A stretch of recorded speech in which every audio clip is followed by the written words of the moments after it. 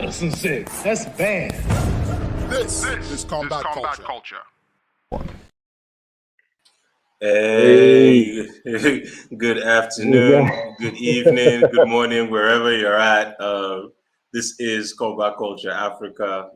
On the screen right now is Oche Yogjolo Fedache, and I have my guest of the day, none other than Steve Sara, aka Steve Easy on Instagram. Steve, thank you for making it here tonight. My guy, first of all, man, thank you for having me. It's a blessing.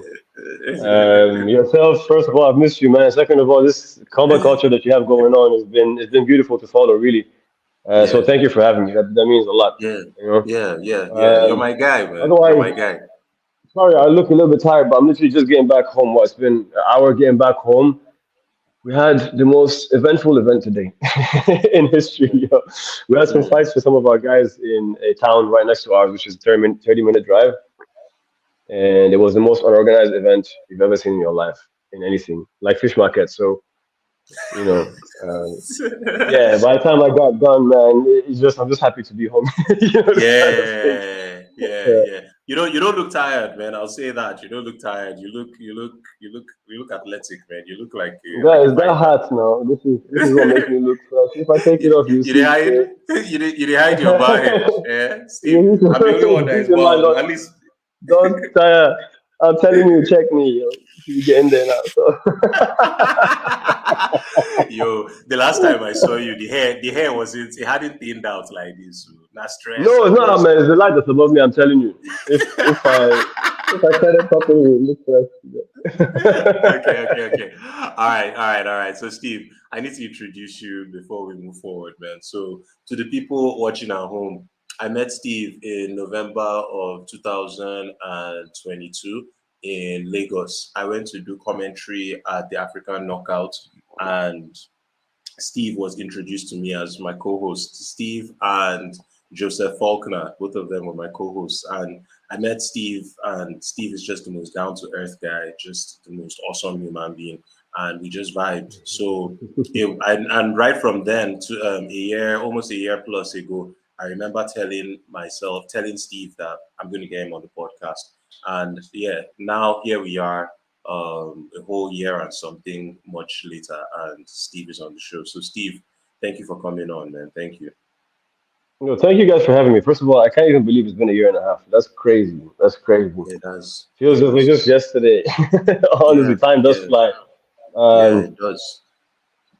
Other than that, man, this is cool. This is really cool. This is something that I've always really wanted to do, which is, I mean, get on the show. Before I met you, I didn't know there was this show, but just get involved with combat in Africa in general is something I've always wanted to do. So, uh, in whichever manner or fashion, whether it's commentating for AKO or matchmaking or teaching someone or having conversations with people is, to me, that's what we've been trying to do since we were there. Yeah, So yeah, yeah, yeah. appreciate it.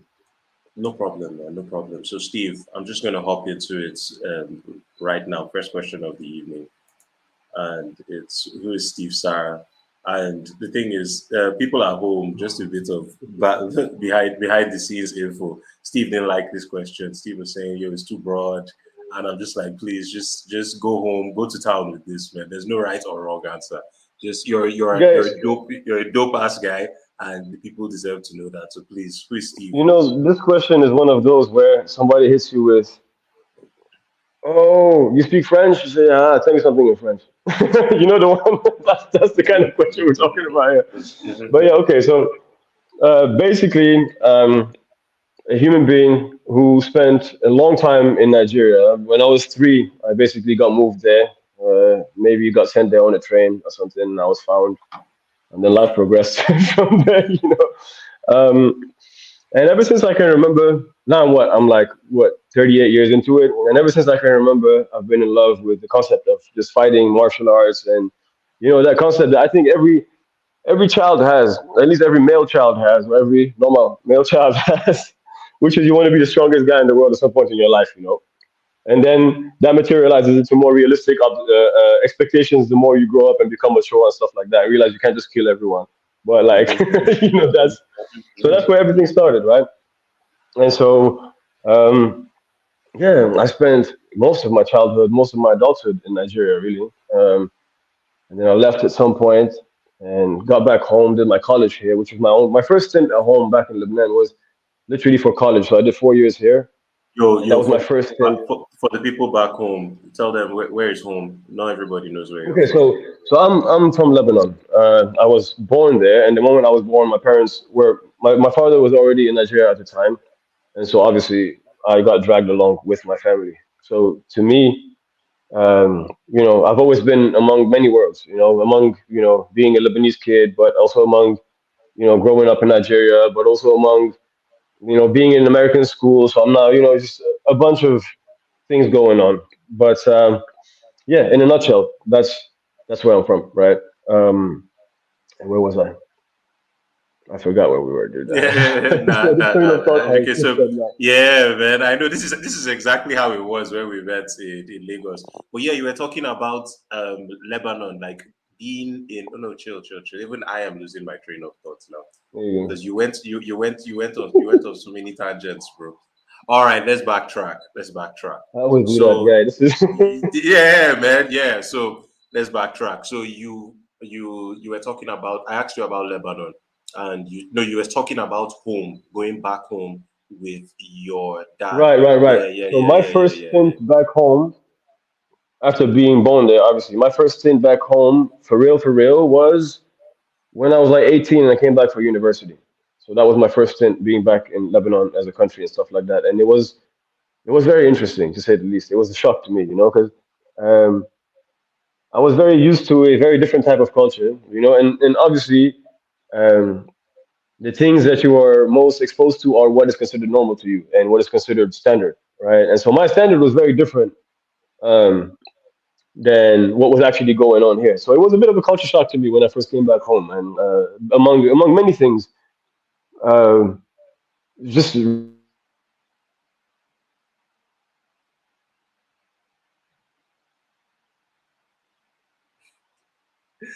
I just lose Steve on the broadcast? Hey, ladies and gentlemen, back home. This is of course Comeback Culture Africa, and yeah, sorry, dude. bro, I think you're back. internet Yeah, went on a it's different. okay, man. It's okay, bro. Carry on. And it appears the internet in Lebanon is giving us issues tonight. You can maybe I should put. Yeah, sorry, dude. I was saying Lebanon here, man. We have Yeah. a bit of a similar thing to Nigeria. So when it starts to rain,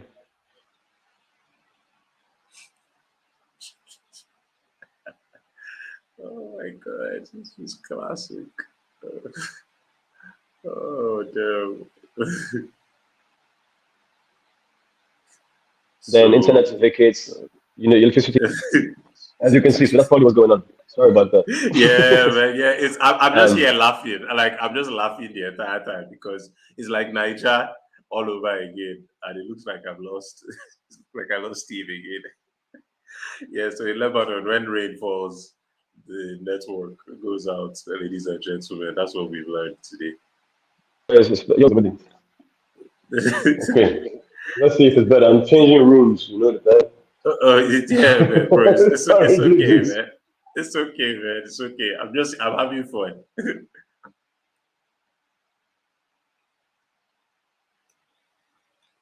Yo, to everybody that'll be watching this eventually, I'm sorry. This is just the struggles of not living in a first world country. The power can Okay, go off. And yeah, so yeah, yeah, another man. time. Okay, here we go. So I just switched the Wi-Fi, switched the room, everything. Let's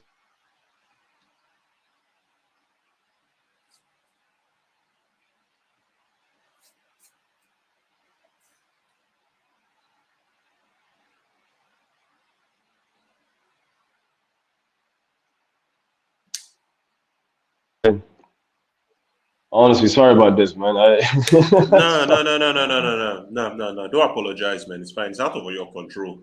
You don't need to apologize. Carry on, man. Once the network stabilizes, carry on. I totally understand. mm-hmm. Yes, good one. But yeah, so my first stint in back home was basically university, and there was a bit of a culture shock. Everything was a bit different to me. As soon as I finished up, I took myself back to Nigeria really quickly, you know, um, and I got myself a factory job over there for a little bit.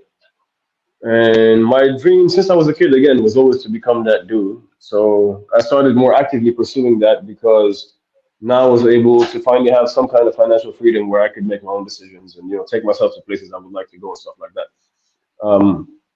Now, obviously, when I was younger, I mean, where all this started is, I was younger and I wanted to be this video game character, this fighting guy. And the only martial art I had access to in Nigeria at the time was Taekwondo at the time. Now, I'm sure there was maybe some judo, some karate and stuff like that, but me particularly, I was living in Kano. I was like 10 years old or something, and I wanted to fight, and what I could find was Taekwondo. So I got involved with that, right? And that was my first introduction into, this path of violence that we now lead. you know, um, and it basically evolved from there, man. And we are where we are today, Mm, in short. mm, mm, mm. So training in Kano, if you had only access to to Taekwondo at the time, what was that like? Like, how did you eventually make the transition from Taekwondo to Muay Thai? Video games, man, really, literally. I was doing Taekwondo, and then I had to leave Kano and go to Jos for boarding school, right? And while I was doing Taekwondo in Kano, my parents got mad at me at some point, and they were like, "Listen, guy, you need to stop this stuff. It's becoming too violent and causing too much wahala." So they pulled me out, right? So I wasn't going to stop training. So I started trying to train myself with the little knowledge that I knew. And by playing all these Tekken games, Tekken taught me so much, man. Bro, Playing Tekken for days. Tekken till today, man. Till today, Tekken is still showing me stuff, man. Yeah, I'm telling you, Tekken basically made me, work on my game. So I would come go to school, come back home after school. Me and some guys in school who wanted to fight would have like a little fighting club. So we would do that together. And then I would come home at night, and there was this big sliding door in the back of the house. So sliding doors at night they become big mirror now. So it's a correct piece. And so I would use that sliding door to practice the Tekken moves. So I'll pick one character, and I would go through his move list and I'll make sure that I can pull off at least three-quarters of that stuff. So that'll be my mission for like a week, 2 weeks. That's literally how I was messing around for like a while until I got the chance to get back to Taekwondo and just. And so I did that. And so I got back to learning again with a proper coach and stuff. And then I competed one time in Kaduna when I was 16, right? And that was my first experience competing and, properly getting involved and finally back to, proper guidance and stuff like that. But even with that, back then martial arts wasn't as big as it is today, obviously. So we didn't have the knowledge we do today about many other sports. And, back then martial arts was mostly associated with a belt system and with a gi system. Anything that didn't really involve those things was not really considered legit. You know what I mean? Like that's before the internet and before the UFC and before all these, Now, you remember how karate movies were in the 90s now, where it was Jean-Claude Van Damme, Jackie Chan, who else? There was a specific kind of martial arts. What's his name? Chuck Norris. We only yeah. had So standard, classic, traditional martial arts. But I feel you after the UFC's explosion and different things started to come out, the world changed. Of martial arts anyway. The world of martial arts man, changed. listen, what changed it for me is one of these movies. One day, yeah, I was still in high school at the time, and we still had a little fighting club and all that stuff. And this movie from Van Damme came out, Bloodsport, if I'm not mistaken. No, Kickboxer. Mm. Bloodsport was the one with Bolo Yung, so Kickboxer. And there's one scene in the end where he's going to fight the main villain, man. And he walks into the guy's locker room in the stadium, and the stadium is shaking. And they walk into that guy's locker room, and that guy is kicking the wall. And every time he kicked the wall, the place is shaking. And then the guy just stopped, looked back, and they kept picking that wall. And I was like, yo, wait. Whatever Van Damme's been doing for all these movies, wait, who is that guy? And what does that guy do? Right? And then they, obviously the movie storylines, so this guy's a Muay Thai guy called Kung Fu. And I was like, okay, whatever that Muay Thai stuff is, mate, that's the next one. That's the thing we have to find. So that's what made me fall.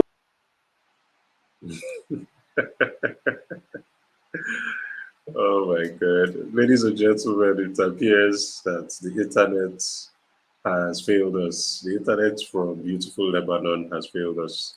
So we'll give Steve a second or two to reconnect and we'll get this show back on the road. I hope I don't forget, he was talking about kickboxer Jean-Claude Van Damme. Tong Ho was the name of the guy that he saw practicing Muay Thai. Yeah, all right, so kickboxer. Anyway, ladies and gentlemen, I think, Steve, are you back? I think you're I have back. no idea what happened, man. It's okay, man. It's okay. I'm just happy you're back, man. So you were saying Jean-Claude Van Damme, you saw the guy kicking the wall, Tong Po. What's his name? What did you say his name was? Can you remind me? Oh, exactly, exactly. Yeah, exactly. All right, so carry on from there, man. Yeah, so this dude was kicking down the wall in the locker room of the state.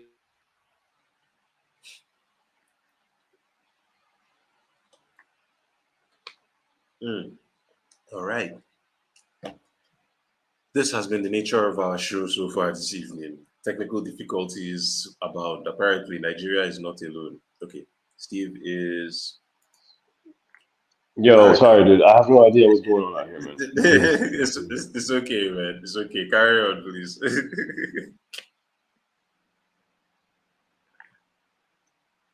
Dude, I'm with you now. Keep I know. going I'm now. just Carry saying. on. Okay, so this so this dude was kicking down the building, and I was like, all right, whatever he's doing, I need to do. Found out it was Muay Thai, and that was all she wrote. Since then, that's it. I've just been locked into trying to do this, you know. Okay, all So right, man. between dabbling in boxing, wrestling, kickboxing, until I got the chance to actually fly out to Thailand, and when I did, then that was the end of Uh, it. how old were you when you flew to Thailand? 27, man. I was late. I was late. Hmm. All right. I Do mean, you have listen, any? that's the thing.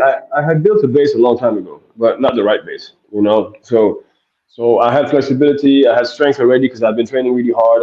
I had a bunch of these intangibles, but the base I had built, or the foundation I had built, or the way that I was fighting, starting from the stands to a bunch of other stuff, was completely off. You know, I had a very wrong idea in mind, and of course, a lot of that comes from, I wouldn't say poor guidance as much as just the guidance, just not having more access to having access to more knowledge than that. You know what I'm saying? Like a lot of guys who fight, especially, sometimes they get by on just being naturally talented. You know, and most of these guys sometimes, especially because there's no infrastructure around you and there's no real like school system or teaching system and stuff. Most of those guys can get away with doing wrong things and still making them work for them just because physically my guy is super strong or physically my guy is fast or but it's still a lot of basics being taught and being applied in the wrong way, and that's what I realized once I got over there is that as good as I thought I was, I have so much to unlearn and relearn a bunch of new stuff, and I was like, okay, dude, all right, here we go. That's what I was looking for. Mm. Okay, all right, man. So you've already touched on the next thing. We're supposed to talk about your Niger roots, and Well, you've here already we've done touched. that. Yeah, we've already touched on that. So I think this is a perfect segue into your fight career and your love for Muay Thai. So you say you were 26 when you went to I was na mosquito, 20. na No mosquito. mosquito, boss. That's it. Ah! Yo, dude, if you see my bedroom here, that's how you know proof of proof of skill, man. If you see my bedroom here around my bed, the walls are bloody. That's why you know when you find like a stone, right, and then you break the stone inside, you see like one fossil mosquito, that old one. Yes, The yes, wall in my yes. room is fossils of mosquitoes. That's why dead and imprinted in the wall, like just everywhere, just catching these guys left and But right. you know what's so funny, right? The guy that was on the show last week, Luke Leyland, he came from England to Niger to do Dembe. When he was Mm. sleeping in Kano, when he was in Kano, he said that every night mosquitoes would just be assaulting him, and that he now I learned know, how nothing. to kill them. He was using it to practice his jab at night. So as I just saw you killing that mosquito, now I was just like, yeah, okay, the sequel, man. You came and you carried the torch, bro. Yo, what happened with that event, by the way? First of all, that's dope that you guys are actually bringing up the sport of Dambe and making it a public thing. That's really cool, man. That's really cool. I know the first time I heard of that was like 20 years ago on like Discovery Channel or something, in one of these underground documentaries, and then you just forget about it. So Yeah, that's yeah, dope. yeah, And yeah. how did the event go? The event went well.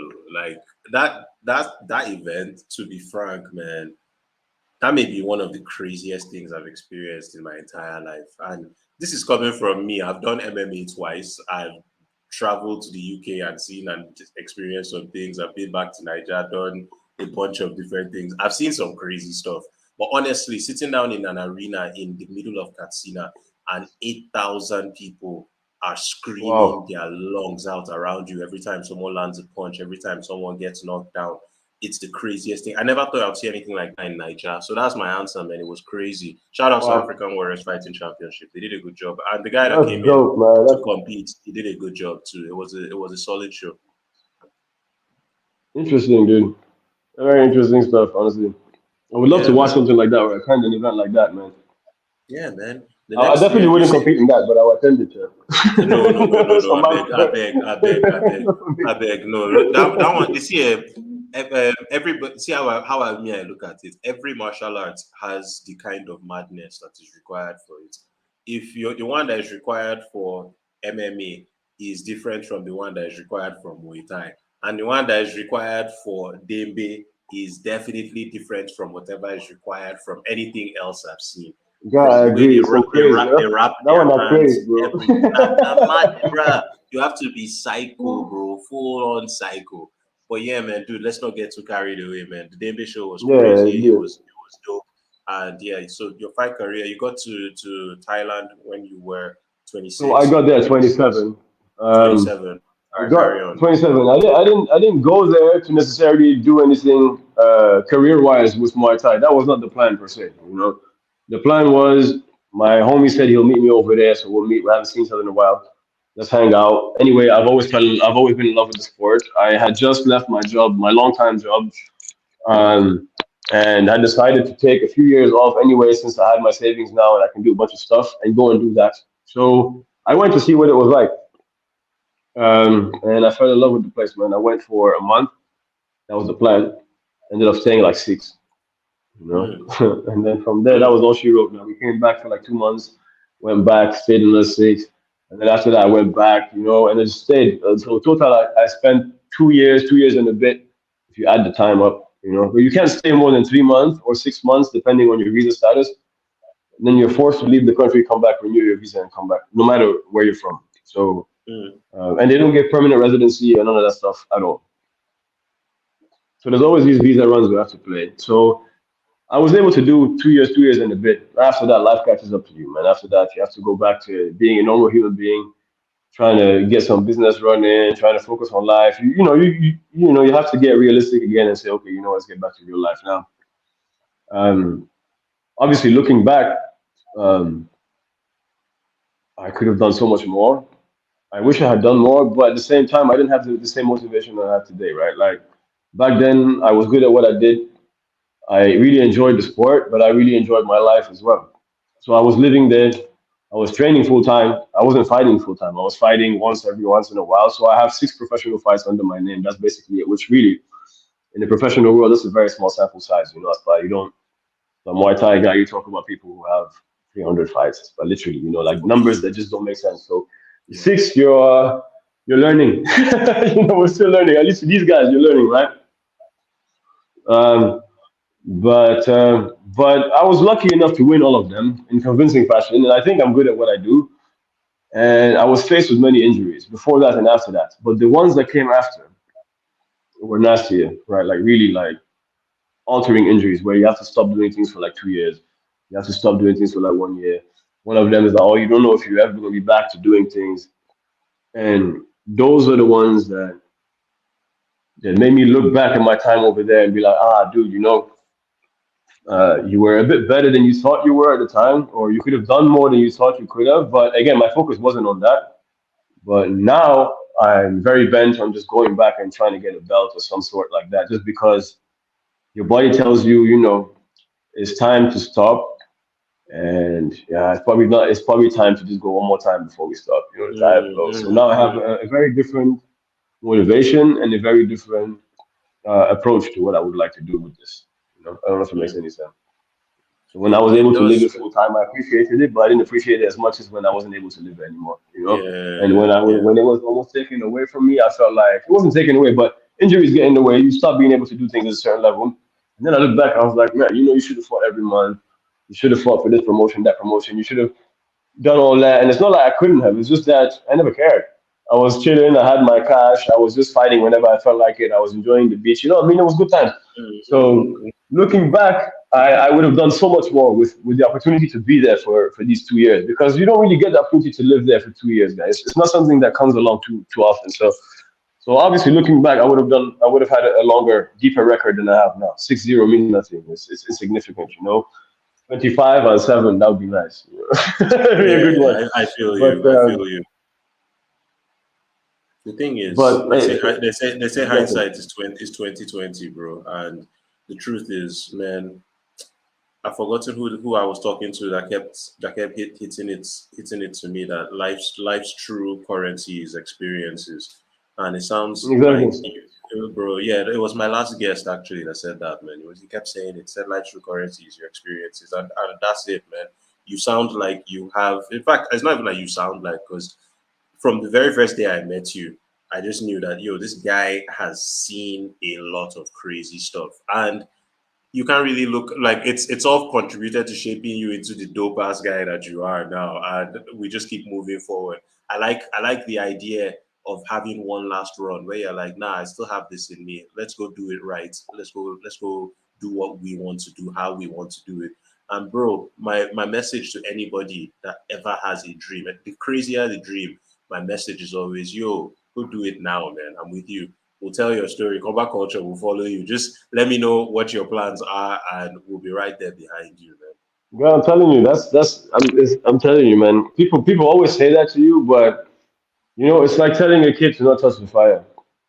He's going to touch the fire Of until he course. feels like he shouldn't touch the fire. And then you look back, you're like, yeah, I shouldn't touch the fire. Why? You touch the fire, you have to touch the fire. I get, man. I get, bro. Trust me. I get. Not everybody understands that, but I get. Like, I'm that guy that I'll try like, if they say the car can do 120, I'll push it to 120 and see that it can do 120. Then I'll just try and see if it Uh-huh. goes over See how far. 125. Well, yeah, just See how just once in a while. So yeah, I feel you. All right, man. So dude, you've told us your Thailand story. Although you breezed through that, Sha, but I feel you. Okay, We still well, get time. so Yeah. let me get into a bit more detail. So basically, I started my trip in the south of Thailand, in an island called Koh Phangan. Okay, I went there again to chill with a friend, and I decided to stay. You know, when I got there first in the beginning, Thailand is a bit weird, especially down south. There's not too much of a transportation. It reminds me of, it's very similar to Nigeria, just different because it's all on the beach. So it's Nigeria on the beach everywhere, basically. Mm. But the market looks the same, the streets look the same. There's a lot of bikes everywhere, okadas everywhere, tuk-tuks everywhere. That chaos is same, very similar. The market is the same. You go, you haggle for everything. There's nothing set prices and stuff. So it was an easy transition, really. So I started up in the south. Um, I had to get me a bike, a motorbike, early, because if you don't have a motorbike, man, by the time it's 8 9 p.m., you're done. You cannot move around. There's no Did taxis. you Like this did is you know how really to ride? Did you know how to ride one no, before you got there? no. So I got one and I crashed it, obviously, right? And I wounded myself very well. So my first 2 weeks there was just Thailand wounded because of motorcycle accidents. You cannot do anything. You can only enjoy the place, and even enjoying the place, stuff, you're limited in how much you can do now. So you go to like beach, but you can't get in the water because you have wounds everywhere and stuff like that. But anyway, once I healed up, I said, let's go train. I started training at this gym by this two-time Lumpini guy called a Lumpini champion called Shinarak. Shin. I got in that. I did the warm up and stuff. First training of my life, man. Did the warm up and stuff. Um, and these guys, they can tell, who's new, who's not new, who's looking for something more. Like, they have experience. So it's like, yo, that you've been doing this before. And like, yeah, okay, get in the ring. I want to watch you shadow boxing. I said, okay, cool, easy work. In my head, I'm like, that's why this guy now, he's going to get impressed. He doesn't know what's good. I get in that ring. I start to like, kick, punch, the guy look. He's like, hey, say stop. Say, what are you doing? Say too much. Hey, relax, too much. I said, what do you mean? He said, all this one. That's why you're doing too much rubbish. Just chill. Simple, basics. I was like, yo, like that. He's like that. I was like, come on. In my head, I'm like, God. Me, that I'm thinking I'm Buzlin here. My guy is telling me I've been doing a bunch of shit. That means basically everything I'm doing now, I have to zero back before I can come back. So I was probably better off coming here knowing nothing than knowing all this shit. You know what I'm saying? Of course. My guy humbled me real quick, man. Anyway, from here to here, I agreed with the guy. I was like, all right, yo, we need to do this. Me, I came here, I need to fight. That's what I need to do. You know when I'm ready to fight. So let's fucking do it. Let's fix what you need to fix and let's go. And we trained after like a month, 2 months. The guy came, he's like, yo, weekend, we go. All right, weekend, we go. Done. So wait, how long had you guys been training for before he brought this up? Like a month and a half, 2 months. Okay. But again, I already knew how to fight, like in my head, like I'm not some guy that just came to learn how to jab and stuff. I knew the game. I just couldn't perform the game properly because I didn't have the real experience. I had experience in Taekwondo and stuff like that, which are not really full contact sports. Like it's a very different game. So anyway, from here to here, the guy said I was ready. I was like, okay. And for someone who doesn't have experience, you find out real quick that it's not the UFC. That's why nobody's gonna tell you who your opponent is ahead of time. Nobody's gonna weigh in at a weight venue and stuff like that. No one is gonna like there's a bunch of stuff that nobody like people pull out last minute, bring you a replacement opponent last minute. Nobody cares how many fights you have versus how many fights the guy has. Like this is a bunch of stuff that doesn't really go into account. So my fight got booked a week ahead of time with a guy that was supposed to be from Myanmar who I fought on the left way rules. And then 2 days later, Bobo pulls out, and they're like, okay, you don't have a fight anymore. Now, mind you, this is talking about a guy who is going to have his first fight. Like, it's not like I'm this experienced guy who's been fighting before that you can say, okay, fight canceled, not fighting anymore. Then next fight again, you go. You're used to that system. I was first time. So I was on this high, and then they were like, yo, you're not fighting this dude no more. Fight's canceled. I went low. Then fight was supposed to be Sunday. So Friday, I get to the gym, and they're like, oh, fight again. I was like, okay, who's the opponent? They're like, listen, Mike pulled out. Mike was one of my training partners who weighed 10 kg over me and who had already experience on Thai TV, like he already fight national TV. So he pulled out against South of Thailand champion because he got hurt. And so they're like, yo, you replaced Mike. I said, no, bro. I said, not like that. Like, listen, I know very well what you're trying to do. You're trying to get paid for that event. I hear you, but I'm trying to, not like that. Like get started. I'm just trying to get started. I'm not trying to get myself killed. So literally, the same evening, I come back to the gym. They're like, okay, we booked you a fight. This guy, Thai guy, 50 fights on his record, but he hasn't fought in a few years, so like, okay, as if it's equal experience. Anyway, from here to here, man. That's crazy, Sha. That's crazy.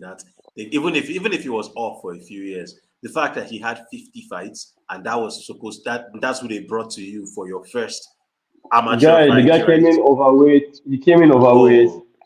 First of all, wait. I didn't know, again, like the kind of story where I didn't know how they did all these small events, man. You get to the place, all the fighters are in the same room in the back. All of us are warming up in the same room. Like really next to each other. So when I get in there, I'm the only guy who doesn't speak Thai now. So all these guys are Thais. I'm the only guy there that's a foreigner. Fair bit that day, I was like that. And they, so I'm walking in, you're sizing everyone up now. So those two guys definitely too small. That guy, no, way too big, like that. There's only one guy that's odd. There's only one guy that doesn't fit with anybody else. You know, that guy has to be my guy. But this motherfucker too big to be my guy. It don't make sense. This guy's too fat to be my dude, man. So I was like, all right, yo, maybe a guy hasn't shown up, but anyway, from here to here, it's until you get to the ring that you say, now this guy, boss. So this this bastard announcer, the guy that was, so the commentary there in the small stadiums is you can hear it live. That you can hear what the fuck the guy's saying. So my guy got on the mic and he was like, "Yeah, please put your hands together for Steve. That's his first professional fight." Da, da, da. And that's how he shot me in the leg, man. Because the guy across, he's like, "Oh, word, first one, okay then." A guy knew. He's like, "That's why you can't. That's why you straight. My guy has 50 fights. You tell him, say this guy's his first fight. If he didn't know, he approached it very differently. Now that he knows, it's toast. Like It's coming. so the first round I got toasted, man. I was always told by all these guys that Thailand, listen, start slow. First round, start slow. You have 5 rounds to go. We can't go too mad, and nobody judges the first round too much. Is that 3-minute rounds or 5-minute rounds? 3. MMA is 5. Muay Thai is always 3. 3. Okay. But you have 5 rounds as well. And then if you can't go mad in the beginning, first of all, you have no experience, so you go tire yourself out. Second of all, tires start slow because the betting starts slow. So nobody's gambling on the fight first round. They try to see how far, who looks like he has more cardio, who looks like they know more. Small, they start throwing money, the odds start going up or down, and the fight starts to get hot. So that's why second round they kick it. Third round is super hot, fourth round super hot, fifth round dies off because they already know who's winning the fight. So this guy just started like his life was on the line, man. Bro, I started the fight. I thought it was going to be nice and chill, nice and dandy. I threw one teep, it landed. The guy came a head kick, and the thing just entered. Boom. And that was first head kick of my life. That was my first real head kick without shin pads, without anything, with a fucking chin. And this guy knew it was my first time out. He hit me with that shit, and he kept following up with head kicks because he just go. And I was just like, okay, you can't go down in the first round, my guy. That was the only thing that was in my head. It's like, no, you cannot, under any circumstance, go down in the first round. That would be fucking stupid. From here to here, these moments, man. I promise you, I don't even know. I can't remember till now what the fuck happened that first round. I just know that I was doing whatever I can to gain the clinch, to stop the attack, to just make sure I wasn't dead. The clock stopped. Go back to my corner. Coach looked at me like this. He said, "Oh, you tired?" And I thought about it like this. I'm like, "Nah, actually, I'm not tired at all. Like, I'm good." And the guy said, "Good." And I was like, "Oh shit, good. Okay, I'm good." That's when I realized I was like, okay. If he put me through that, And I came back and then asked me, "I'm tired." I thought about it, and then I'm like, "I'm not tired." That means I'm okay. That means this guy can't be much more dangerous than this to me, Yep. And so that was a nice, that was basically it. That was my first round, and that was what taught me the lessons of life after that about fighting. The second round I went in, and again, you always get preached to before you go and fight in Thailand with Thai guys that don't clinch with these dudes, like striking, okay, clinching, you're going to lose that because outside of Thailand, you don't practice clinching. Nobody teaches you. Nobody knows how to. So you're always going to be at a deficit when it comes to that. It's like trying to pull off BJJ against these Brazilian dudes. Like, it's just, no matter how much you're learning it outside, you're going to come back and you're going to be at a deficit because them guys are just, been doing it too long, too good, too much level. Yeah. So my guy came in, started the round, clinching. Boom. Just pressure, clinching. And I realized I was better in the clinch than I knew. Because he initiated the clinch, and then by the middle of the round, he didn't want to do it no more. He was getting out of that clinch. And so I was like, okay, I must have heard him. Great. I went back to my corner. One of my teammates, Mike, who's not fighting anymore, who wasn't fighting, was sitting next to me. He was like, "Yo, you heard him with the elbow. The elbow was beautiful." I was like, "Elbow, okay. Which elbow are you talking about?" He said, I didn't know which one. I just knew. I was like, "I'm just doing my thing. I'm not thinking what was happening." I was like, "It was a beautiful elbow, and the clinch and stuff. That's what made it stop clinching." I was like, "Okay, fantastic, great, then, good." And then the third round, I was nice and comfy. He couldn't get in my clinch anymore. And then I started, I gained that understanding and confidence. And you got this, So I was finally able to put it on. I got TKO by repetitive low kicks in that last third round, fourth round. He went down, and that was my first fight. And that was the most eventful fight out of all of them, really, because it's just from 0 to 100. You know, the rest I already know what I'm in for. It's always a different experience and stuff, and it gets tougher and it gets different. But the first one, that first big one like that, was a jump from 0 to 100, and it wasn't even my Yeah. plan. It was, you know, It came out of and I didn't nowhere. have and I It didn't was have a a realistic replacement expectation, opponent. Yeah. and I didn't have a realistic expectation of what it was going to feel like. Like, Mm. you know, my second fight, my third fight, da, da, da, I had fought for real before against high level guy, in high level situation, under the lights. So I felt it. So I knew what to look for when to come in. You know, I knew that when you walk in, for example, when you get in the ring, you know, all the fancy shit you can pull off in the gym will be 70% now. You can't pull off as much fancy shit as you can because your balance is a bit off, because the nerves are a bit high, your body's a bit stiffer and stuff. All that, my first fight, I didn't know. My first fight, I really thought in my head, I'm going to get to that ring and I'm going to start fucking spinning on this dude. You know what I mean? Like, he's done. Like, I didn't know that you get in there and you start doubting your spin and you're like, if I do this, I'll fit slip, or like this, you know, this factor starts to come into play where you know. So the first one is always the craziest one when it comes to that. You know, I jumped into too much fire. After that, better a little bit. You know, much better. About experience, no experience, and So I another did thing is the first experience is always the one. the Sure. charger. Yeah, the Yeah, first I one is did. the one that's when you know whether you're even cut out for it or not. Like That's what it is, man. I yeah. had amateur fights before, you know, but they don't. It's a different game. Amateur fights in Muay Thai. It's a Steve different is still with game. us. Yeah, amateur in Muay Thai. They do it with shin pads, right, and headgear. Hey, In Steve. Thailand, there is no amateur Muay Thai. Sorry, I Yo, didn't get what you sorry. said. I'm getting a charger because my phone was dying. I'm saying Okay, in okay. Thailand, there is no amateur Muay Thai. Amateur Muay Thai is everywhere else. So if I'm here in Lebanon, I can fight Oh, amateur Muay Thai. Internationally, you can. In Thailand, there's no such thing as headgear or shin pads or anything. It's either you go or you don't go. Done. You know, I like everybody's see. pro. I Even the see. 7-year-old kids are pro. Yeah. So can you over there? So so basically, man, what's this? Mhm. Sorry, dude, just one second. Let me just figure out this charger No, because my phone is no. almost dead. Take your time, man. Take your time. I need to drink some water. Yeah.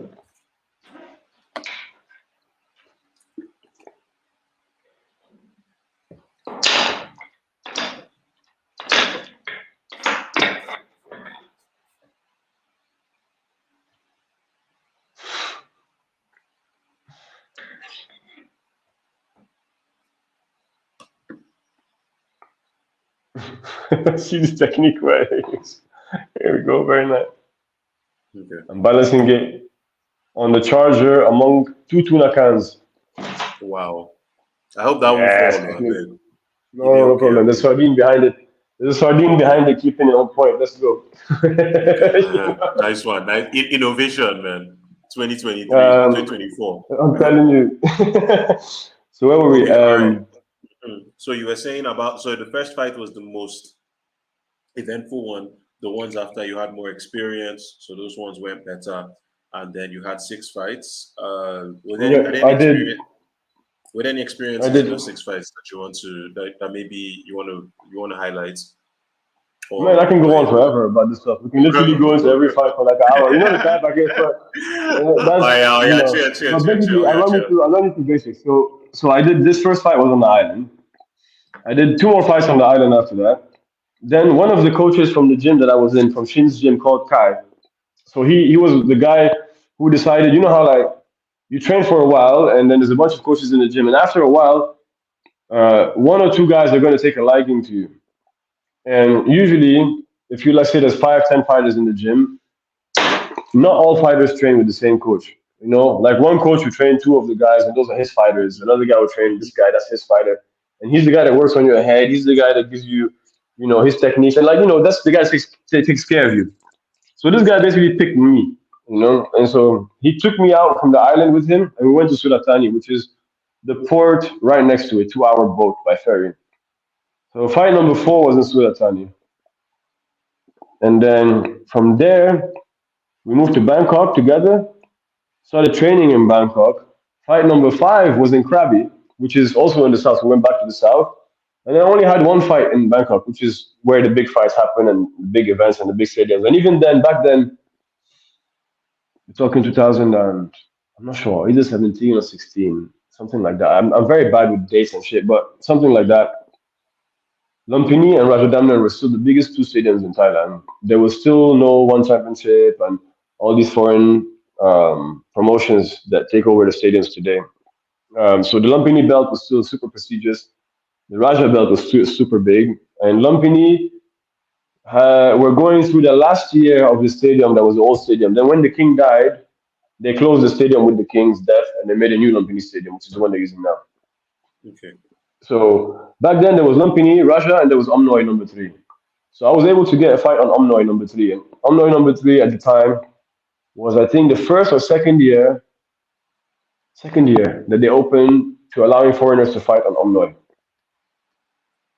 So I got a fight on Omnoy Stadium, and then that was it. That was all she wrote. I stopped after that. I just left like an idiot. You know. So as soon as I started getting good, I said, "All right." You know.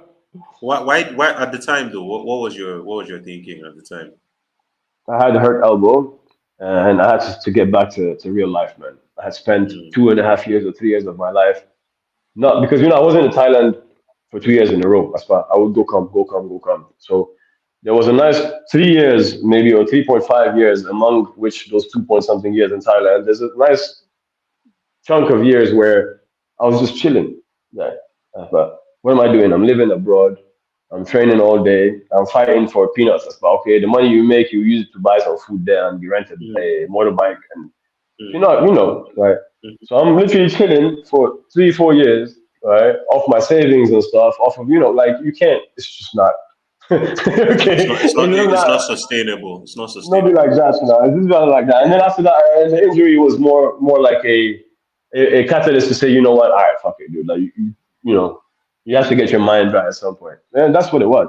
I would do it again in a heartbeat if I could. But Mm, mm, mm. yeah. I get what you mean, man. All right, so let's hop into that's a good segue into Hmm. this, which is overcoming injuries, bro. So you've spoken about a hurt elbow. I know you've told me about stuff with your lower body. Yeah, would you want to Dude, talk about overcoming just injuries? Tell the people at home, well, injuries, how you had them, and just what the rehab process was like. um, well, I'm not the best at rehab processes. This is it. I'm great at getting injuries. I'm great at Okay. overcoming them. But I'm not so good at rehabbing.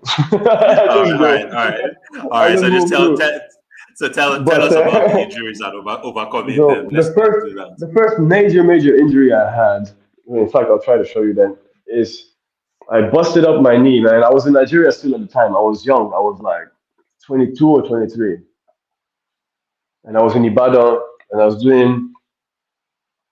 in the stadium gym, Adama Singba Stadium, the gym there. And I was doing pull-ups where you're on the bar and then you jump and you switch grip and you switch this way and you switch that way. And the bar snapped, man.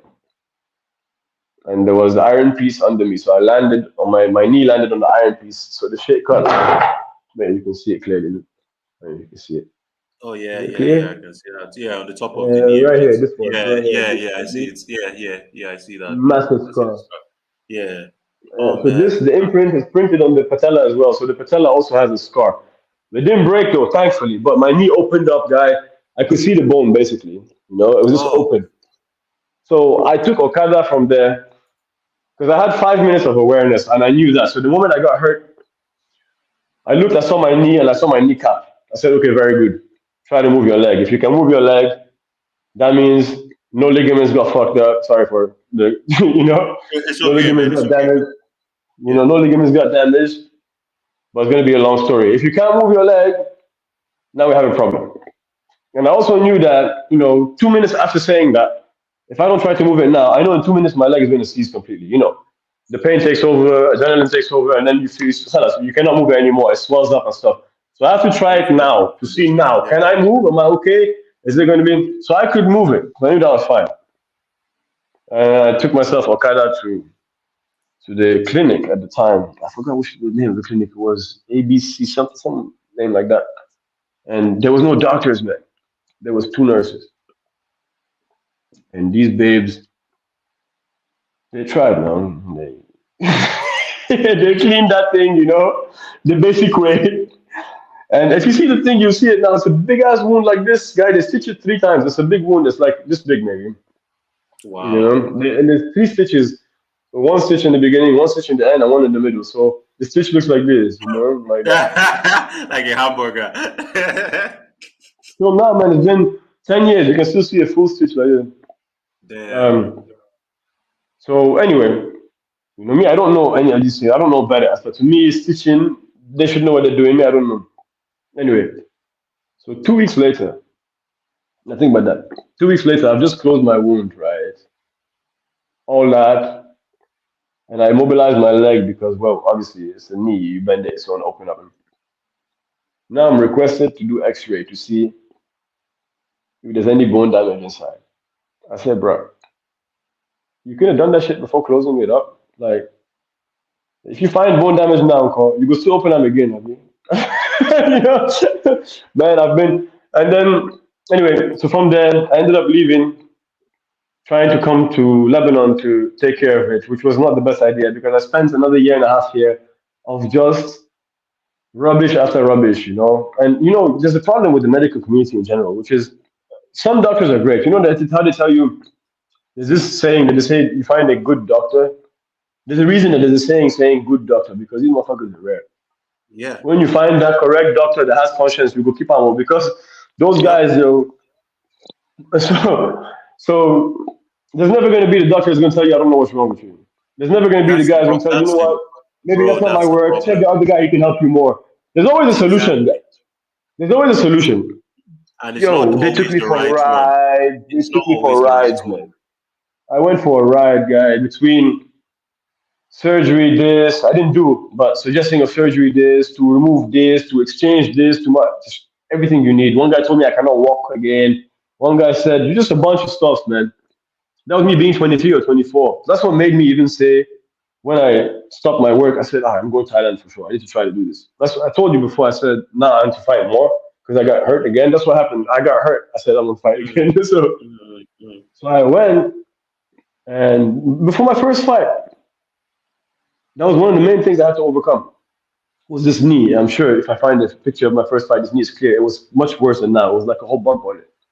And I told the coach, I was like, yo, I want to fight, but this is not healing. He's like, what's wrong with this?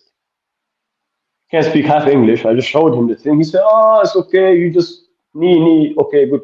I said, what you mean, knee? Okay, good. Ah, knee, good. He said, go to the bag. You want to show me the bag? He just started kneeing the bag. He said, like this. Okay, good. I'm like, bro, this boy is dumb. I told you I can't move. You're telling me to knee the bag. Anyway, from here to here. So that's what I started doing, man. Slowly and surely, man. My knee is fantastic now. It still looks like Wow. it. It looks terrible. But I fought with it after that 3 months I did with the guy, or 1 month, 2 months I did with the guy. And then since then, it's been fantastic. I fought 6 times. You know what I mean? Like, fantastic. Now, granted, I'm not doing heavyweight squats and stuff like that anymore, but I'm not trying to test it like that. It's okay. Yeah, It there's can no keep, it need. can keep It's people, working it's fine. okay. Yeah. Uh-huh. But that's crazy. So So, he just told you to knee the bag, and then you need the bag for X amount of time, and then eventually the knee just fixed over time, and because you're it good. was superficial, man, because me, there's just pain on the surface because the nerves were all trapped there. Because it wasn't stitched properly, so it created a bursa. So this skin usually is like that, like this shirt, from far like this, right? So Mm-hmm. if you cut the shirt here and you don't stitch it properly, what's going to happen is you're going to have an accumulation of shirt, like a piece of shirt like that. So Of that course. piece, there's a bunch of nerves there. Now, if you hit this, it's different than hitting a flat surface. They all compress, so it's like pinching. So that would happen on my knee. It would pinch all these nerves and it would explode. You couldn't move anymore. Mm, So I mm. did it. Desensitive. Boom, boom, boom, boom. Yeah. Desensitized. We stop feeling this stuff, man. And it's That's- in the beginning I couldn't walk. And my knee would swell up every time. After I need a bag and stuff. After a while, it's like, all right, I'm done. Stop feeling. The yeah, body but is amazing. it is, man. The body is really amazing, man. That's my stuff right there. All right. So you said about the knee. There was another one you told me about when we were in Lagos, which was Yes, my yeah, calf, my left calf your exploded. calf. Yeah. Exploded. I don't even know how. I don't. that I know how. I had 2 years of my life where I was doing rubbish. Okay, I had stopped fighting. I was just chilling. Just come back, started teaching and stuff, and I was just living this stupid lifestyle of drink and party and do a bunch of nonsense. I don't sleep good enough, but then still in my head, I'm still in Thailand, so I'm still thinking that I can still train like those guys and stuff. And Yep. you do that for like a year, and your body's like, "Hey, man, you're 40, you're training, you're drinking alcohol, and you think you're going to make it." Not like that. No So way. yeah, my No cough way. said, "Nah, bro, shit blew up." And my left shin from the front had a weird nerve issue, but that's fine. The cough healed up. The moment the cough healed up and I started working on it, which was last year, I promise you, man, I swear down, I was literally start working on my cough and I said, okay, yeah, I'm going to book Thailand. I'm going to do this, do that. And my bicep tore, my left bicep. Pop. So I popped my bicep from here last year Hmm. and no tendon. So the thing rolled back. So when you flex like this, this part wouldn't move. So if I do this like that, how the bicep goes back and front, it will just stay in Yeah. one place. Do like this, the bicep will just remain in one place. Nothing. The thing, the rope, that thing where the tie for it, Connector. ligament don't come Yeah. out, Yeah. don't come out. Ligaments. And it rolled back. It rolled back, so it left here, and the bicep rolled back. Like those tape guy. The pain wasn't as much physical as mental because the moment it happened, I knew what happened. I heard. So I knew I was like, oh, come on, bro. No way, the bicep like that. So when you're ahead, that pain is in your head. The concept of it, more than the feeling that you get, the concept of sitting at home for 1 year now is like, oh, God. Oh man, And that's then I've terrible. had never had surgery in my life. I've avoided that shit forever. Yeah. And this one I could not avoid. This one they said, guy, like, it's like you have to reattach the thing. What you want to do? Mm, mm, mm. So yeah, now I'm dealing with that. I've reattached it 6 months ago. I still can't use the arm properly. That's what made me tell you, like, yo, listen, I'm going to Thailand. I'm going to get a belt because Yeah. when the body tells you it's starting to fail at this rate, the moment you get it Yeah. healthy again, go do everything you can do before it fails again. So just go. Yeah. That's what I'm going to do. Yeah. I'm going to go Yeah. hustle and I'll come back. Yeah. Hustle Yeah, very well. man. Come back. Yeah. Yeah. But, Your story is crazy, you guy. I don't know how often you ever hear that, but because one of the things about you is that you always make everything seem so chill and lighthearted. But anybody who gets sense would know, say, like, regardless, there's a lot of you have a crazy story, brother. That's what I'm trying to say. Like, yeah, not but very don't many we all, people. Don't we Don't all? we I'm all telling do? you. No, no. We do. But we wouldn't be being honest with ourselves if we said Dude, but everybody's listen, story let's be was the very same. honest, man. Like, I might have a colorful story, but just like, I mean, and I'm sure you can relate. Like, I'm a foreigner and I grew up in Nigeria a lot, right? And I promise you, 90% of my environment in Nigeria has a crazier story to tell than me, Of for course, sure. Just you know what of I mean? course. Just because of how much hardships and stuff like some of these guys have gone through. Like, so I come here, maybe if I tell my story here, they're like, Kai, this guy, but yo, like, Aspa, you've been around things that humble you, and so like, to you, you're just a normal dude. Like, how can I even claim that my story is something when there's guys who are living off of, like, I don't know how these guys even survive every day and they're still doing it. He has like 17 kids and like, that's why there's a Yep. different life going on around you, dude. It So is, man.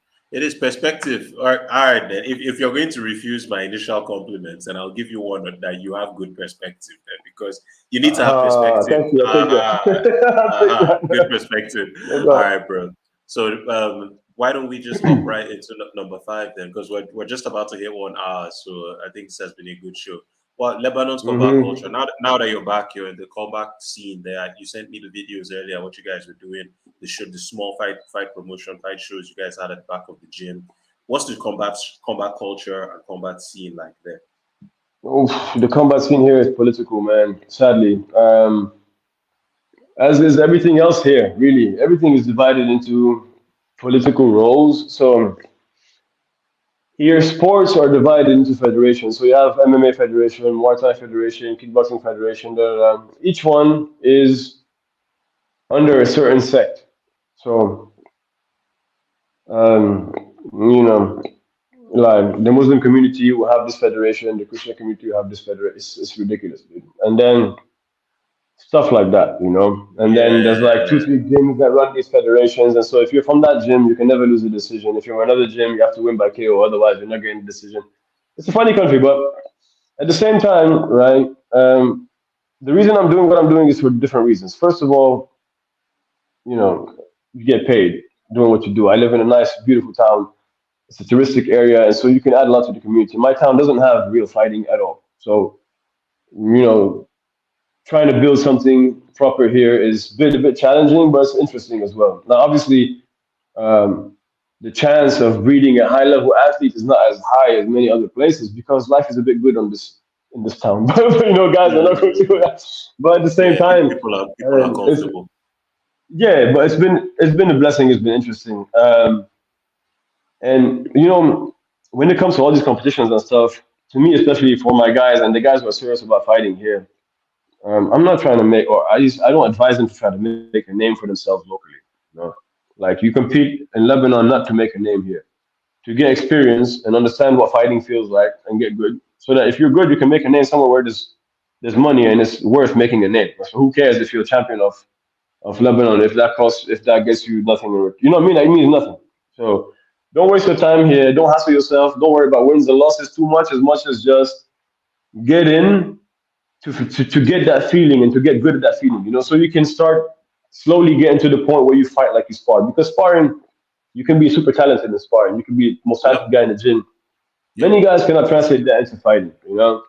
And to be able to translate that into fighting, some guys do it faster than others, but most guys it's a matter of experience. It's just a matter of being able to feel out, okay, it's just nerves. How do I calm that? How do I just understand that it's the same game we're playing here? You know? Hmm. Hmm. And that's to me, that's the most important thing for you guys because you know I don't have too many high level pros here that I'm training for fights. But one or two guys every now and then I help out. But mostly it's guys that are new or guys who've been doing it for a while but don't have deep guidance or don't have a real team behind them or haven't been able to fight at a high level or you know. So I'm helping trying to make this happen. And the most important thing really is being able to for these guys being able to understand this feeling. You know the difference between being in the ring and outside the ring. Hmm. One, two of these fights, man, it turns you into a much better version of yourself suddenly. The same guy, you True. have the same skills, but all of a sudden, one guy is a dangerous fighter, the other guy cannot fight. You know, you're the same True. dude, same skills, same everything. You know, a matter of how do you deal with that situation. Yeah. And so that's what my year has been mostly, which is you know starting from scratch. I had a very small place last year, very small. This year I expanded into 2x or 2.5x, which is still very small, but much nicer, much more comfortable. But the whole year has just been, you know, obviously just laying out normal classes and stuff. But most of the fighters that I have are younger kids or not younger guys, you know, teens. There's a few guys who are around my age and stuff as well. But the serious ones, the guys who really want to take this as a career and actually try to make money from this and stuff, most of them are younger guys. And most of them, I always tell them, don't let your aspiration be to be a champion of this country. You're not gonna. I thought, who cares? Obviously, it's always good to win, but if you lose because the rules are useless, or because the place is corrupt, or because of People don't like some you. because Yeah. of some organizational mishap, your wahala is not to win or lose. Your own is to get good, so you can go and do this at a good level. So you can go and do this Yeah. somewhere where the level is really good, but you have the experience you know, to enable you to perform where the level is decent. So that's mostly, you know, what Hmm. my focus is on fights in today. Hala, since we're talking about events and cultures, I'm gonna give you an example. So Hmm. the last event we had with the guys was a month ago, maybe a month and a half ago. It was a Muay Thai event, amateur, okay, class C, class B, class A. So C is the lowest, people that have no fights and stuff. B is right after that. A is you know the higher guys, and then that's pro. So there's 300 fights on the same day, right? They told us what time to go. Obviously, nothing is ever going to go according to time and stuff like that. And 300 fights on the same day. mhm, Do they, right, how but it many, wasn't a big. how big is the It was in a facility? stadium. It was in a college football stadium thing, so it's big. And they Okay. had like three, four mats and a ring, so they had it laid out. It took 4 hours to finish up. Fine, okay. We thought it was bad, right? We thought it was bad. Uh, Four of our guys won, one person lost. So we had four wins, one loss, right? And obviously, you're always going to fight guys with more experience because they always set you up to lose because you're from a small town, new gym, and those guys are from federation and stuff. But we know that we don't care, you know. So the fact that we even got 4 wins was okay. We take it. Um, and like I said, I don't care what rules. You know, Muay Thai, I fight. Kickboxing, we fight. Boxing, we fight. It's just because you want experience. You're not trying to win championships. Once you want to try win championships, sure. You focus on the rule set. You focus on the sport. It becomes much more. But right now, experience is experience, bro. Whatever, you know. So the next event there was, they sent me a message, yo, there's a K1 event, kickboxing. I said, okay, great. To me, what's the difference? Kickboxing, you cannot catch kicks, you know, Yeah. and Muay Thai, you can catch kicks. There's no elbows, there's no flinching. Okay, easy work, fine. Which is better for me because if I'm a big kicker and you cannot catch kicks, then you're in for a long night, bro. I'm just gonna kick you all day. I'm gonna keep X. I'm gonna spam X. You know. And then when you see how far, I'll add one square and then I'll spam X again. I can see how you want done. You know. so so I said, okay, we'll do it. So two of my guys said they want to participate. My guy, I promise you, I swear down, yeah. The event's supposed to be today. Yesterday at 12:05 a.m. I'll send you the screenshot of the message now. 12:05 a.m. The fight group that organized the fight sent us a message telling us what time the fights are today. So if you're a fighter, what time do you sleep if you're fighting the second day? Do you sleep at 12 a.m.? You sleep at like 8 or whatever. Yeah, of course. Yeah. So all the fighters were asleep when these messages were sent on the group. To wake up this morning and find out that they have to leave their towns to go to Tripoli at like whatever time for whatever time to fight at like 10 a.m. That's Okay, crazy. great. There's 300 fights. This time, they're happening inside a gym. I sent you a video of the venue. They're happening underground, bro, inside a gym. You can't breathe, guy. There's a gutter. Literally, I'm not even lying. There's a gutter running through that gym inside. Oh my God. Don't That's ask me how these disgusting, man. motherfuckers. Don't ask me how these dudes train, guy. That town is incredible. Anyway, the most disorganized event I've seen in my life, man. God, Oh, yo, we man. had 300 fights, guy. They got there at 10. It was 4:30 p.m. Yeah, and my guys hadn't gone yet. We have two guys going. There's supposed to be 50 fights on the card today. You came in at 10 a.m. We're still here till 4 p.m. And it's amateur. So the fights are 2 rounds or 3 rounds. If the high level is 3 rounds, the low level is 2 rounds. And the rounds are 1.5 minutes. Don't be saying now 20 minutes fight or for each fight, now 5 minutes done. Sharp, 5 minutes sharp, of the sharp, break, everything done. Yeah. Move. Yeah. Yeah. Yeah. 4:30, we had no fights yet. One of my guys said he is not fighting anymore, that he hasn't eaten all day. He's been sitting from 9 to 4. If I finish, done. If I fight now, I'm probably going to fuck it, done. I'm done. And I can't blame the guy. I'm like, yo, if I was you, I would have pulled out yesterday. Yeah, man. Yeah.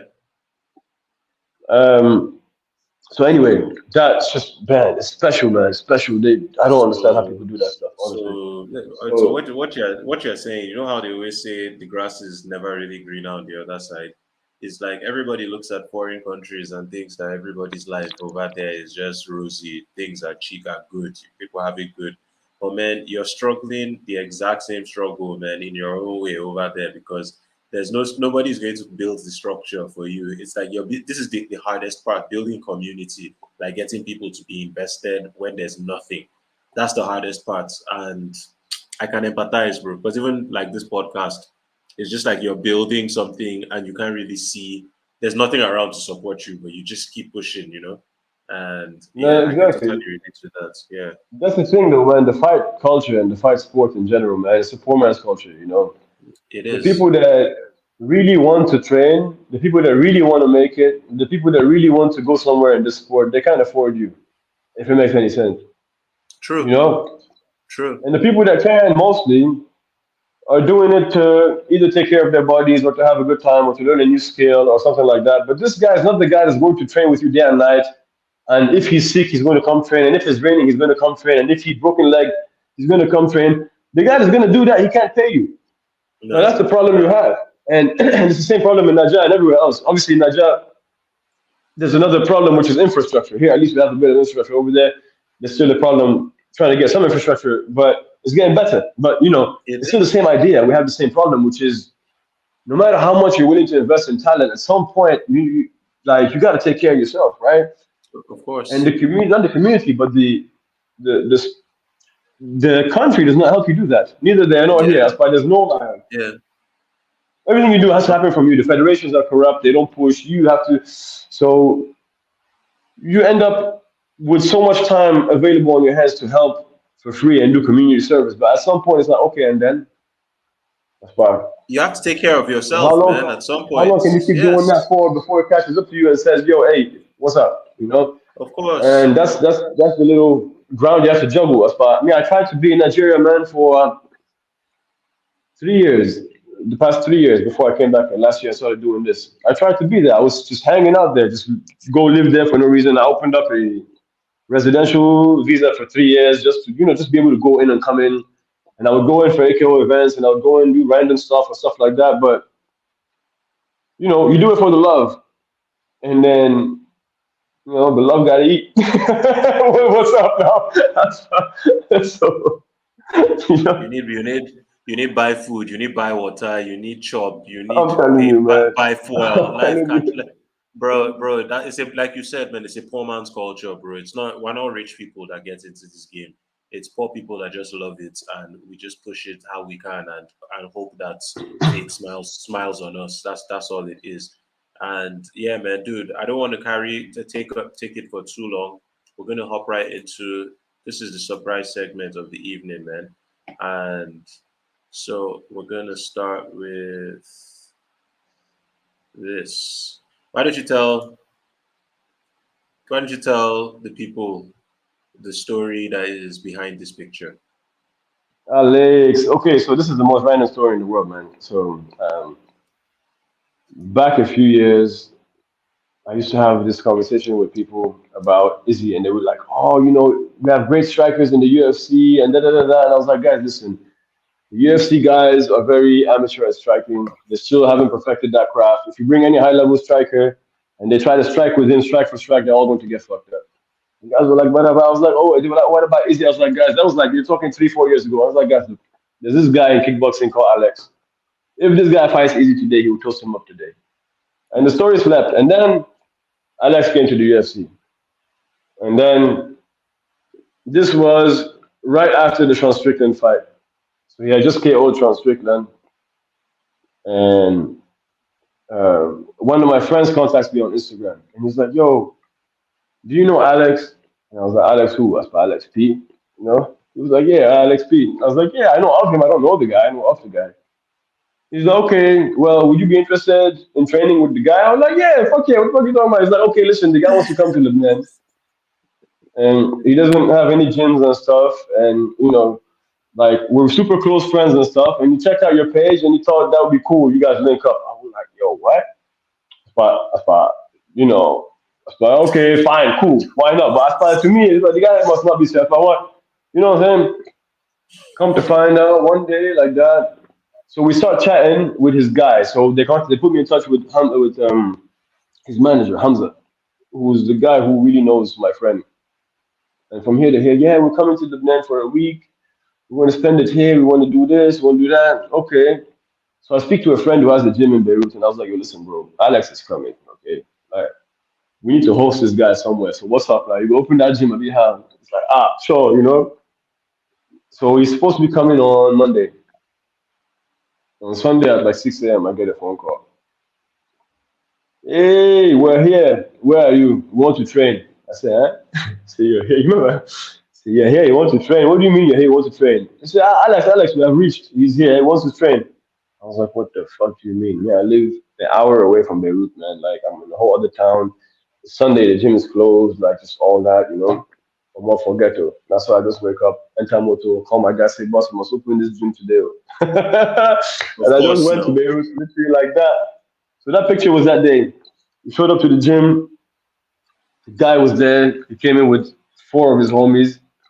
They all traveled in together. Doesn't speak a lick of English. Fuck, this guy's scary, man. Scary looking individual. He's disproportionate, That's why. And when you see the guy, you can tell like that's not somebody we try to mess with. You know what I'm saying? Like, Mm. like his features. Like let me give you an example. Like you've seen guys who are tall before. Like the guy's 6'4", 6'5", and stuff. Mm, mm, That's a mm. tall guy, but you've seen guys this big. Like Muzan. Yeah, We no, both know Muzan. Muzan, right? Okay. Yeah, Richard So Shields. he's as tall as Muzan, okay? The difference is, look at his knee, okay? It's really high, much higher than yours. Guy, that's a knee. That looks like that, the car axe that holds the two tires. That thing in the middle that holds the axe together. That's how his bones are, like his joints are, like his elbow protrudes like this. It's like as if the bone is entering the elbow from here and from here, but here there's like a big socket, The knee is like a big Yeah. socket as well. The hand, man, I have a picture of him sending me a thumbs up, telling me, "Hey, Steve, I'm in town." Guy, his hand is like, Yeah. as like somebody do like this, blow you with this thing. Now this kind of thing, guy. So you know, that structure, man, that structure is what makes it scary more than us. Yeah. He's a big dude, but his features are so large that you're like, oh shit, like he has the hand of someone like as big as Shaq on his own structure, but his structure, the joints and stuff just big. I'm like, god damn, like he's the kind of dude that if you kick him, you probably fuck up your own leg. Mm-hmm.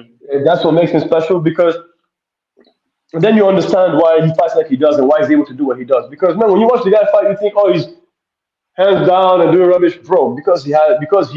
He's like a car axle. Because if you hit him, you're gonna get hurt yourself. So he Yeah. doesn't care. Yeah. If he hits you, you're gonna die. So he doesn't care. Like that's when I was like, oh, okay. Like it's a very different thing when you see that shit on TV and then you see the guy in front of you. You're like, okay, wait, dude. He was fighting Izzy a month after that, and I have a picture of him on the scale right next to me. I think I showed you that picture. Yeah, you did. And he was 100 and is it 14 or 16 kg on that picture? Because my picture's on the scale, 116 kg, man. He's fighting 3 weeks after that against Izzy for the belt at 82 or 83 kg or whatever they fight at middleweight. So So he's this guy cutting went down he's 30 cutting 30 kilos. kg before the fight. 30. 30 So guy. by the time 30. he That means this guy's a rehydrates, heavyweight. He's a heavyweight. He walks around he 245, is. He is. right? And he fights at 185. Yep. That's when I was like, yeah, there's no way Izzy is winning that. That's the moment I literally, there's a group I'm on here in Nigeria, WSC, whatever, some fight group. I sent it to everybody that day. I was like, yo, guys, I just finished training with Alex. There's no way Izzy is winning this fight. There's no way Izzy is winning this fight. Like, what do you want to do? What do you want to do? I just couldn't figure out what the fuck you want to do. What you want to do? It doesn't matter how skills again. What you want to do? Yep. You know what I'm saying? Natural disadvantage plus Yeah, like skill. what you want to do? What do you think you want to do? I feel you. So that second fight now, how you can rate them now? Seeing as it went with the way it did the first one, the second Extremely one, lucky. So Extremely lucky. He was getting killed. He was gonna die, and then he didn't even know what he did. And after the fight, when they interviewed him, he's like, "I'm not sure what hit him." And then after that, he's like, "Oh yeah, but I planned it. It's cool. I like the guy and all that, but that was a lucky fight. That was a lucky fight. But it's cool. That's what fighting is, though. It is. It's why It is, man. That's what fighting is now. That's why. It is. I can't hate. It is. Anything can happen. Anything can happen, bro. All right, so let me go right to the next one, man. So there's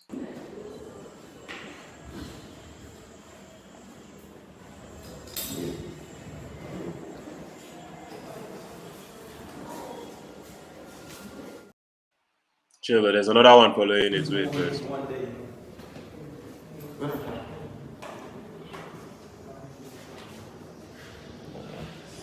That you see on night is always form. Thank you, sir. 69.6. Yes. Amazing. Correct guy. Let's go. Okay, so we can eat. Yeah, you can rehydrate now. You remember that, man? Yo, I remember that vividly, man. That was a time, yo. That was that show, that first show we ran together, actually. Yeah. It was in Landmark, I believe. The one in Landmark. Landmark event. Yeah, Center. man. Yeah, I remember that. We were doing the weigh-ins, and I think, if I'm not mistaken, the weigh-ins were late or something like that, so we had to hustle them. So we went to that side room, we got this digital scale, and we hustled the weights so that we can go and do the live show with the actual weights already written down and stuff. It was a very interesting time. Yep. We had a fun time. Yep. And then let me play this one, man.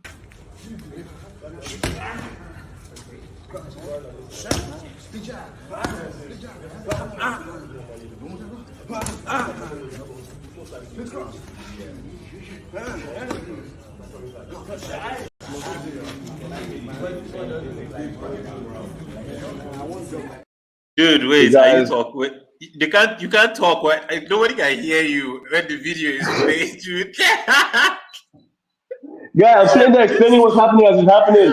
Dude, you're supposed to chill the hell out, man. Let me play the video. Then when I'm done playing the video, you can give your comments. Please. Technology is simple. It's not that complicated. All right, so I'm going to hit play now.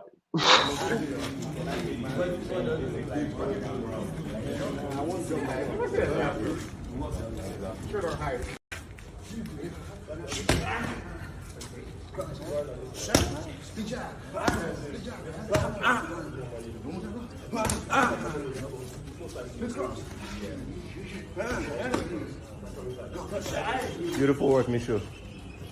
Excellent adaptation from Shex, man. Yeah. All right, man. So, do you want to tell people what was happening that night? Okay, so we had an event together at Landmark, and that was the hotel we were staying at when we were running that event, I think.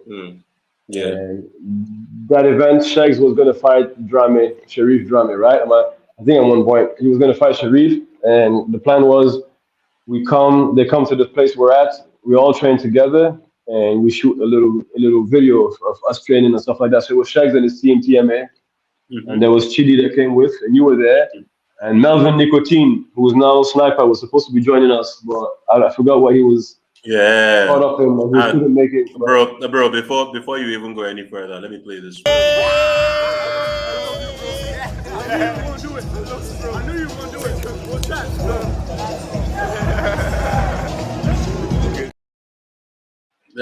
So Yeah, that's my dude, man. That's my dude, man. You know, that's one of the guys that I have one of the closest relationships with among all the guys that were fighting on that show. Nicotine and I, we're like brothers, man. We've taken this so far. We've chat for like almost 2 years now, daily on a daily basis, you know, and always following up on his training from all the way over here. And you know, so to me, before that fight, we were basically I knew his whole training since I was here. I'll be here in Lebanon, he'd be updating me on what he's doing, and you know, so I knew he was going to do it, and I was super happy when he did it because he texted me before that fight. In fact, let me find it for you. If I leave this page, does it leave the I don't know, man. podcast? You can try. Let's see. No, I'll try that later. Maybe if I find it later, I'll text it to you. You know? Okay, no one. So yeah, he was texting me before this fight. He was like, "Yo, that you know, you think I'm ready? I really don't want to lose." And I was like, "Bro, you're not losing to shit. There's no way you lose." And so as soon as he won, he was passing. I called him. I was like, "Come to us, come to us." He came and you heard what I said. I was like, "Yo, I knew he was gonna do it." He was like, "Yeah." He was like, Yeah, "That's my dude. I miss this guy, man." Let me hit play. Let me hit play on that one more time.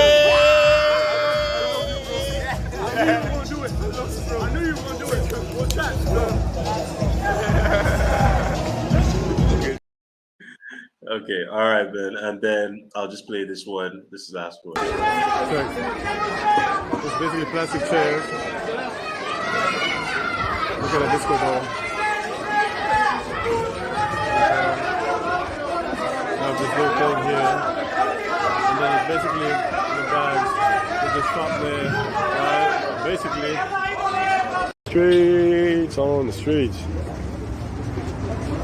You know what I'm saying? Hey. Yeah, man. So you were talking about Lebanon earlier. So tell us about what you know about what's happening there. So that's the event of today. It was happening in an underground gym with no ventilation, with around 300 people down there watching, so no oxygen supply. If you watch the video properly, there's a tin roof. It's only above the ring, which makes it a shorter roof. So if you're like a 6'4" guy, you're not fighting there. You can't jump. You hit your head. You get KO by yourself. There's a disco light right above the ring. If just literally put it back again, you see the light. It's right there, it's flickering, you know, doing show. They brought in a DJ who plays music during the fight. That's why. Oh, damn. That's why. Good luck telling anybody what to do on the corner. So that was just sending you that video to show you what I'm dealing with today, you know. And the warm-ups, which is the fighters we're gonna fight, are warming up upstairs, outside on the street. You saw the mats and stuff. The mats on the street, and it's winter here, guys. As you can see, that's why it's cold. So the temperature outside now is like 10. Okay, you're warming up as a fighter upstairs, outside in the wind where it's cold. Right. So you can go and fight downstairs where there's no ventilation in the heat. Very Yeah, special event. It man. was fun though. Damn. Well, man, I'm happy everybody had fun. Mr. Steve, I think this would be a good note to end tonight's show on. I think if yeah, I'm just going to give you space. If you could just throw something out into the world right now, whatever your message is, man, the floor is yours. Well, my messages to the world: phew, stay real, people. You know, what Yeah. can I tell you more than that? Yeah. Stay real. My guy, much love. Oche. Thank you for having me, Stay man. It's a real. blessing. Yeah, man. Shout outs to Combat Culture Africa. You guys are doing big things, man. I've been keeping up with your work as you already know now from day one, and I really appreciate what you're doing, and it will all pay off, guys. This is what the community needs, man. Especially, It is. we just spoke about it. The fighting community just needs exposure, especially in places where it's not being supported uh, by financial institutions or people that have the means to do so. And so, put the word out, I guess, is the biggest service you could do your surrounding, man. So I applaud you for that. And God bless you for that, man. Thank you, man. You validated me today, man. Like that's all the encouragement I need to hear, You man. already Thank know you. that. Yeah, but I'm still going to be getting you back on the show. I'd like for us to analyze fights together, man. Like we'll No just look doubt. at Yes, that'd be fantastic. I'd yeah, love to do that. yeah. All right, That'd be man. fun, actually. That'd So be interesting concept. For real. yeah, man. Okay, my brother. All right. So, my folks and viewers Okay, at man. home, everybody that's tuned in, thank you very much. This has been Combat Culture Africa. You can see our social media handles on the bottom of the screen. My guest today is none other than the amazing Steve Sara. And Steve is on Instagram at steve.easy1. Yeah, Steve, that's it, right? It's not Steve Steve.easy1. that easy with a Z Yeah. without an S. Listen. Yeah, okay. No one, no one. Steve.easy with a Z, not an S. All right, ladies and gentlemen, we're going to be out of here. We've already taken 1 hour and 27 minutes of your time. Steve, thank you very much, man. It's an honor to have you on the show. Looking forward to having you on again in the future. Ladies and gentlemen, everyone at home, have a good night. Peace. Boom. All right. All right.